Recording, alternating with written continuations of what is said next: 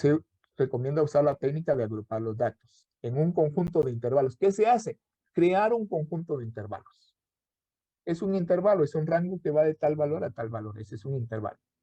Entonces se crea un conjunto de intervalos contiguos. ¿Qué quiere decir contiguos? Uno pegado al otro. O sea que no hay espacio entre ellos. Eso quiere decir contiguos. Que no se traslapen. ¿Qué quiere decir que no se traslapen?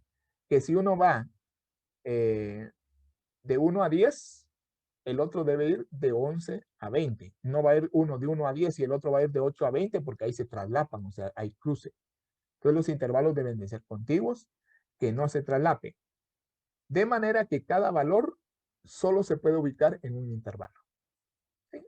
A veces cada observación puede ser incluido en uno y solamente en un intervalo. ¿Cómo se llaman esos intervalos? Se llaman intervalos de clase.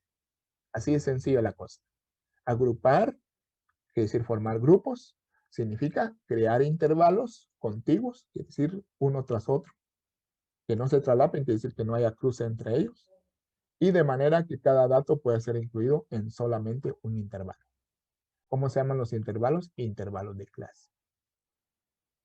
Bueno, cuando hacemos esa operación, lo primero que necesitamos conocer es cuántos intervalos van a formar nuestros grupos.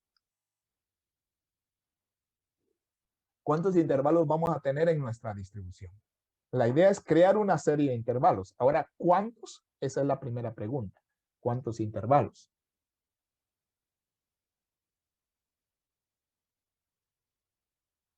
Entonces, cuando vamos a usar esa técnica, esa es la primera pregunta que debemos resolver.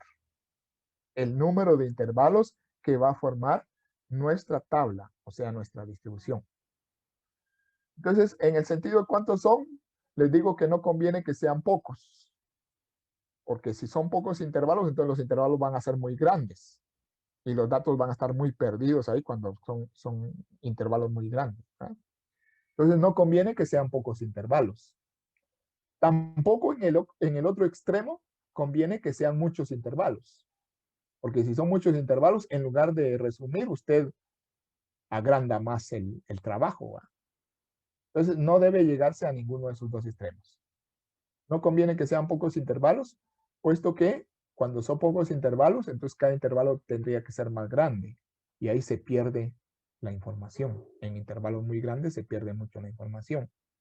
Entonces tampoco que sean muchos intervalos, porque esto, en lugar de ayudarnos a resumir, nos complica más el tema. Por favor, solo por hoy les voy a pedir que nos volvamos a conectar cuando termine la reunión. Unos 5 minutos más, solo para dejar esto en un punto pleno, ¿verdad? Entonces, al terminar la reunión nos volvemos a conectar y yo les garantizo 5 minutos más nada más. Entonces, ¿qué decisión tomamos?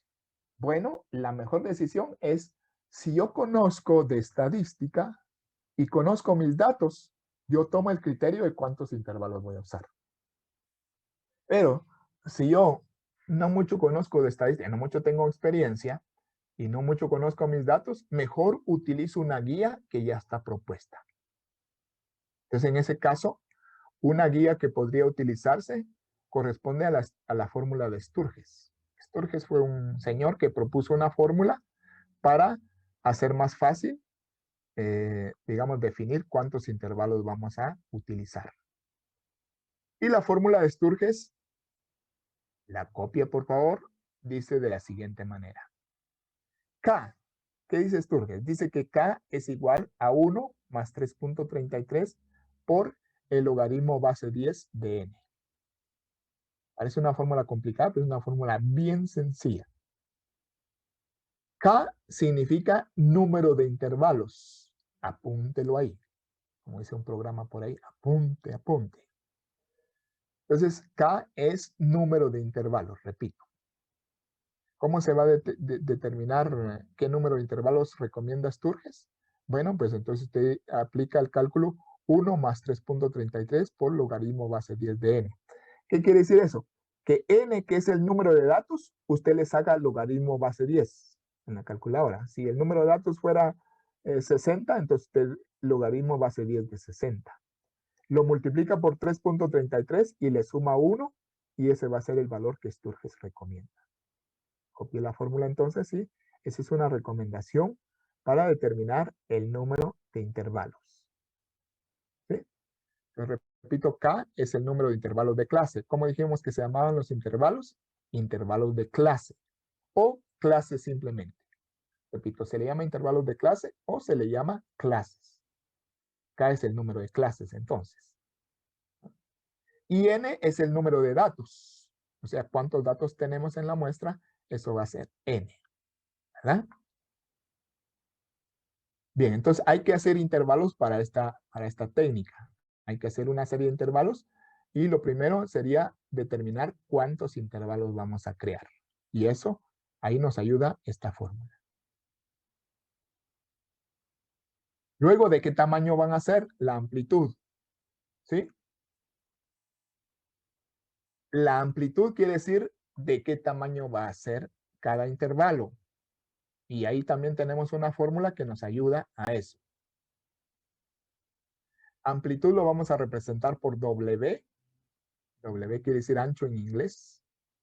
Amplitud o ancho del intervalo, ¿verdad?